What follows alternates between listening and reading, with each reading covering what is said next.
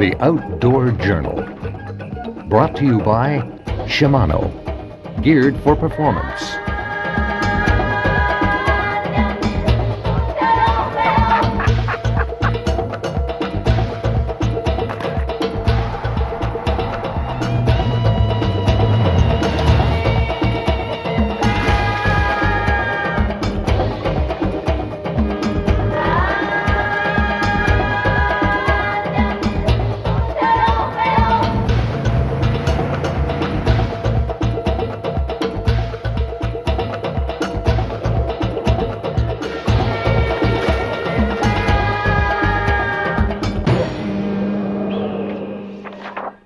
When I mention the island of Borneo, what's the first thing that comes to mind? Well, if you're anything like the rest of us, you're conjuring up images of exotic jungles, mysterious temples, headhunters, and of course, let's not forget, the Wild Man of Borneo. Hi everybody, I'm Angelo. Welcome to Malaysia. On this week's Outdoor Journal, we're going to take a whirlwind tour of the Southeast Asian country, a land so rich and diverse in culture that it reads like a Edgar Rice Burroughs novel.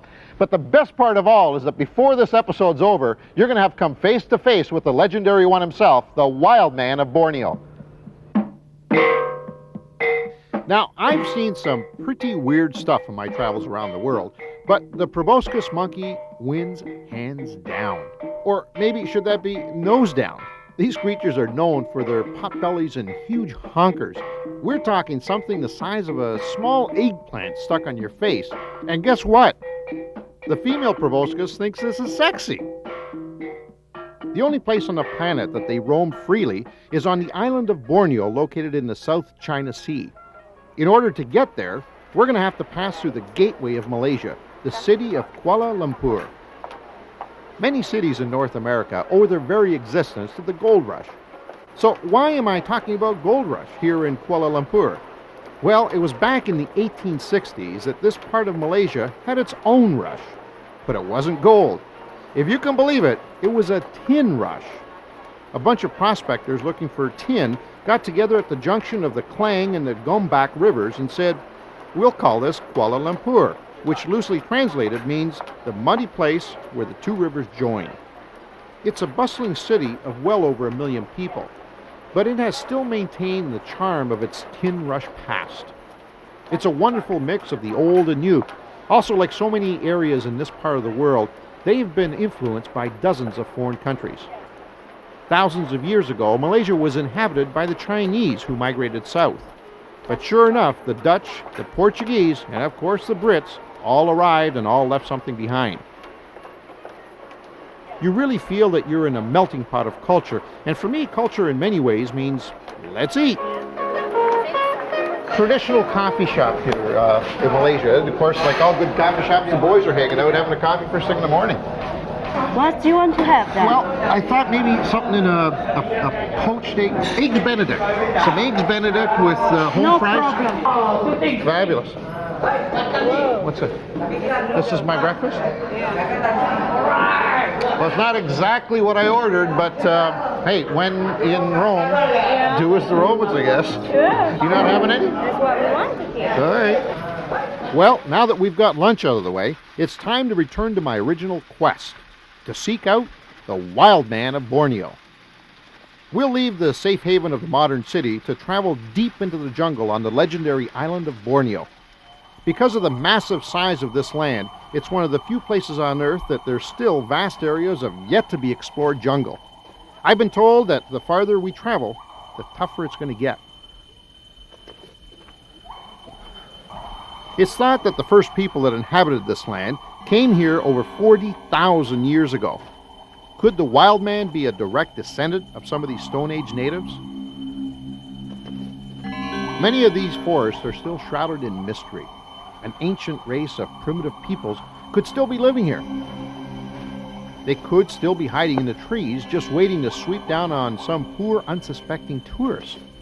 Like myself. Oh no! There he is! I'm doomed! Okay, so he hasn't shaved for a long time, but he does look pretty wild. Well, maybe not wild. In fact, I think he looks rather cute. Hi, bud.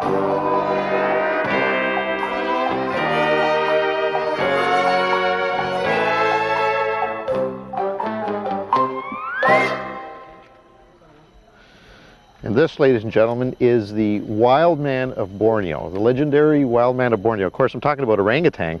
And here at the reserve, there's approximately 16 of them that have, through one way or another, been rehabilitated back into the wild jungle. They were either previously captured or injured, and here they bring them back to perfect health and finally do a release for them back into the wilds. And they have a regular feeding program each and every day. And that's what's going on here now.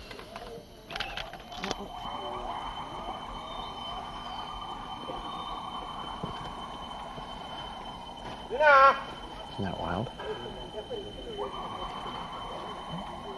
Wow.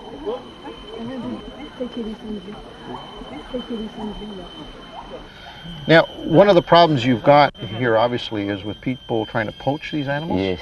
And what's the purpose of it? What do they... Normally, people will shoot the mother and get the baby, and after that, they might sell it to some people who likes to keep million eggs, who likes to keep just private animals. private collection. No kidding. How much would one of these animals sell for? Range from 20,000 Malaysian ringgit for one baby at the age of 6 months. They normally take babies which are less than a year. Wow. That is a real shame. And it's become a real problem, obviously. It's become a problem in the sense that, I guess he's interested in our camera there. It's become a problem in the sense that they are a real slow breeding animal, correct? Yes. They don't breed real well. It takes 8 years to achieve maturity, sexual maturity. And obviously their habitat, just like every other part of the world, their habitat is slowly being taken away. So you put that on there with poaching and it becomes a very serious problem. And are there many areas where in Malaysia where they're protected, or are they protected through the whole country? It's protected in Malaysia. The whole country? The whole country, yeah. And nobody are allowed to shoot or keep this animal as pets in Malaysia. That's excellent.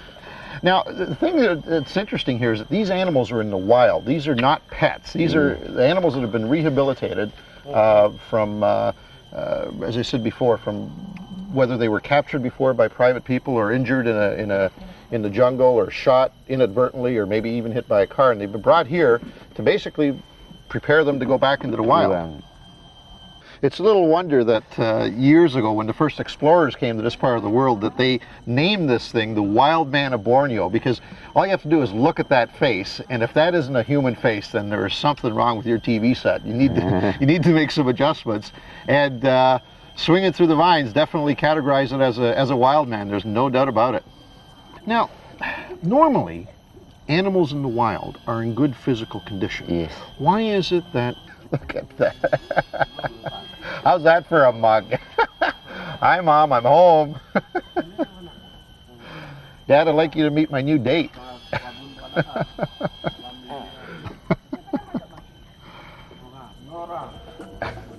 That's fantastic. Look out, look out. Coming up, we'll take a walk on the wild side.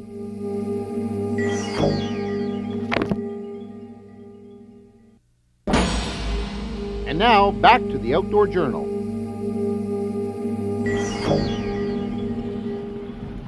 We're in Malaysia in search of the rare and shy Proboscis monkey. We now know that our Wild Man of Borneo is really an orangutan. The story probably got started by some explorers back in the 1700s.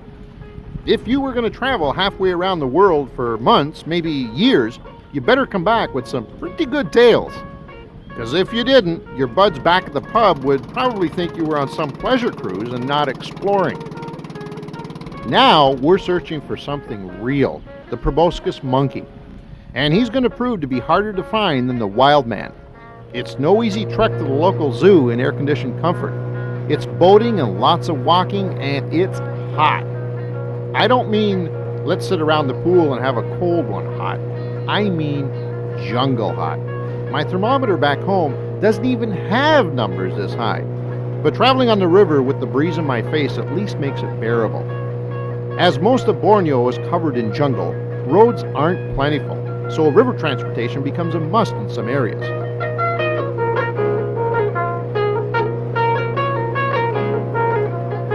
My final destination is going to be Bako National Park. In an effort to protect the wildlife of Borneo, several parks have been set up. Bako is the oldest, dating back to 1957. It's located on the most northern tip of the island and boasts a variety of habitats from dense jungle to sandy beaches. Because of this, it's become the most popular of all parks. Thousands of tourists take this trek every year and endure the heat. Did I mention that it's hot? I think this is home. All the comforts of, well, all the comforts of a shack in the jungle, I guess. Looks good right about now, though. You'll notice all of the chalets, or rest houses as they're called, they're all up on stilts. That's because during the rainy season, waters get pretty high here. You'll also notice there's troughs that are made out of cement along all the walkways and the concrete footings, because it gets pretty wild here. Now there's about a dozen, actually there's 14 of these here on the property, and each one various sizes and shapes. And they're basic shelter for basic needs here in the jungle. Right now, all I need is basic rest. That's got me written all over it. Man, is it hot. And now I'm going to show you why they call these things rest houses. Woo! Man, that's hot. At first, this might seem like a quiet little jungle retreat with its sidewalks and trim lawns, but you soon realize this place is just teeming with wildlife. In fact, in some places, it's crawling with wildlife. If you take a walk in a North American park, you'll be besieged by squirrels begging for nuts. Now, imagine those squirrels 2 feet long and weighing 30 to 40 pounds, with an attitude. You've got the macaques. At first, they seem kind of cute, but they'll steal the food from right under your nose. Piece here. That'll get you. Ain't getting in there now. One of the things they teach you when you first get here at Bako National Park is basic survival instincts and skills. What I've done here is taped up my windows to keep those pesky long-tailed macaques out of here, because they'll steal everything I've got. Come on in and try and get me now, you rotten, no good for nothing. There's lots more than macaques here, too. One of the most common is the water monitor. These scaly puppies can grow up to 6 feet long and like to hang around the cabins looking for scraps of food. But hey, I'm here on a monkey quest, and my guide Angelo Lynn Sam says if there's a monkey in those forests, she can find it. Hey, look. Was that, what kind of monkey is that? That is a silver monkey. It's time right now for them to come to eat some young leaf along these mangroves. Now this is not the same as the monkeys, those little guys that were running all over the place that we're supposed to be careful. No, this one is not the aggressive one. They are very gentle and quite shy. Isn't that funny how some animals have got an aggressive nature and some are shy? That's the one thing here in this kind of national park. And everybody have chance to see different kinds of... Yeah, that's wild. Yeah, wow. Obviously this is not as shy as the proboscis monkey though, right? Yeah, not that really. Are there a lot of these around here? Oh sure, they are in the groups. Sometimes they travel alone. So. These guys don't steal stuff out of your room though? Oh, not at all. Great start, by the way. What's next?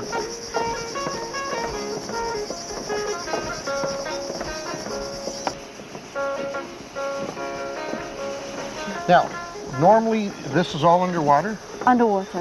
When the high tide comes. When the high tide. It's so sometime today, this will all be covered with water. Very soon, another hour, and you can see it. No kidding. Yeah, no kidding at all. Wow. Now there's stairs that go down here. You just notice there's steps that go down. So that's why you can walk down. You can walk on when it's dry like this. Yeah. You're not limited to just the trails and stuff. So you can pretty well go anywhere you want. Oh yeah, you're free to move around in this park. This is. Yeah, very many people get lost. Oh, very seldom. Oh yeah, very seldom. Good, seldom. good. I like to hear that. Yeah. I like to hear that. Is this stuff hard or soft or what? This? You wouldn't let me just sink in there, now would you? Oh, that's the things that you should experience. Well, you know, where I come from, chivalry is gone. Well, I'll let you go first. see that we don't have a snow, so this is what. Okay. There you go. Good. Oh, that's not bad. Not bad. That's not bad. What are there's all kinds of little... That we call it a mud skipper. Oh, yeah, okay, I've heard of those, Mud skipper. And, that's a fish, isn't it? Half fish, half frogs. Wow. Yeah. Now, you were saying earlier, all these shoots are actual trees, right? Yes. They're not just roots or whatnot. Not other kinds of plant. It's just mangrove. And they're all, you know what's really weird? They're all spread out. Oh, You don't see any of them that are clustered together. They come from different stages. Yeah. Yeah. That's wild. This whole part of the island is made up of limestone? Or? Limestone, mostly, yeah. Jungle coming down, right down into the rocks. Yeah. Now, do the monkeys ever come down into this area? Yes, yes. Yeah?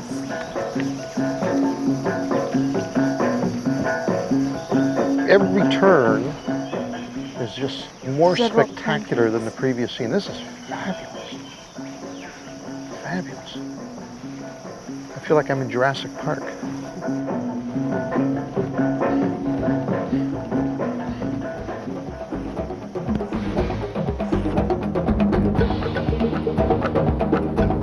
Just the names of places in Malaysia bring to mind a land of wonder and mystery. Kuala Lumpur, Borneo. The country itself is part peninsula and part island.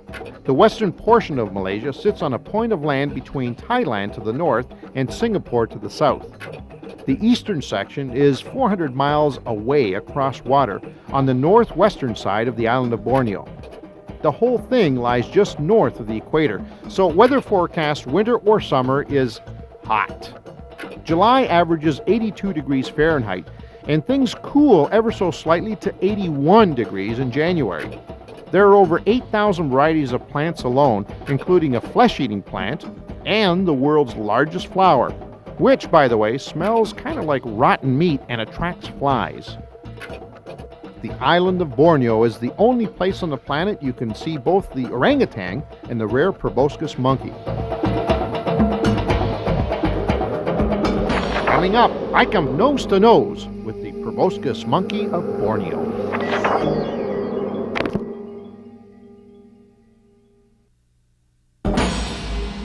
And now, back to the Outdoor Journal.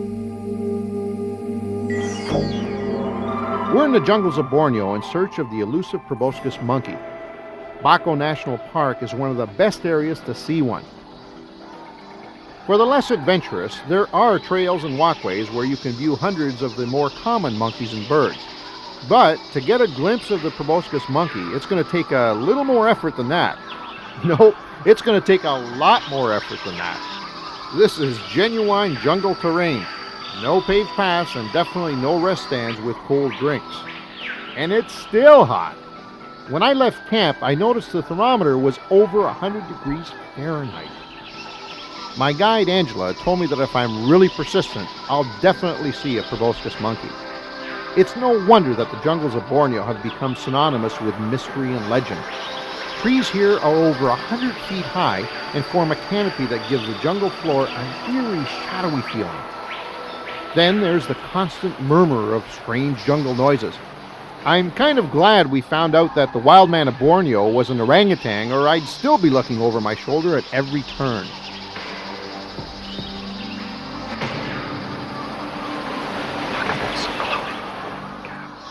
They estimate that there's about 6,000 proboscis monkeys in the wild, and only 150 or so are here in this park. I guess if I was the ugliest animal in the world, I'd be kind of hiding too. They can move about on land and can even swim, but most of their time is spent hanging around the trees. And there's lots of trees out there, so this is going to take some looking. Outside of zoos, the jungles of Borneo are the only place you can view the proboscis. It's like looking for a needle in a haystack. Only the males have got the big schnoz. Some scientists think the female proboscis monkey finds this attractive. The bigger, the better. The whole trick here is to be quiet and patient. Listen carefully for grunts and roars and the crashing of branches. The best time is early morning or just before dusk. Just a little walk in the park. This is turning into some kind of cat and mouse game. But just who's the cat and who's the mouse? As soon as we get close enough for a look, he moves on. Not enough to lose him, but just enough to take us further into the jungle. But there he is, big nose and pot-bellied, the Proboscis Monkey of Borneo. That is a proboscis monkey. That's the ugliest dude in the jungle. That's why he lives up here. I do, you know.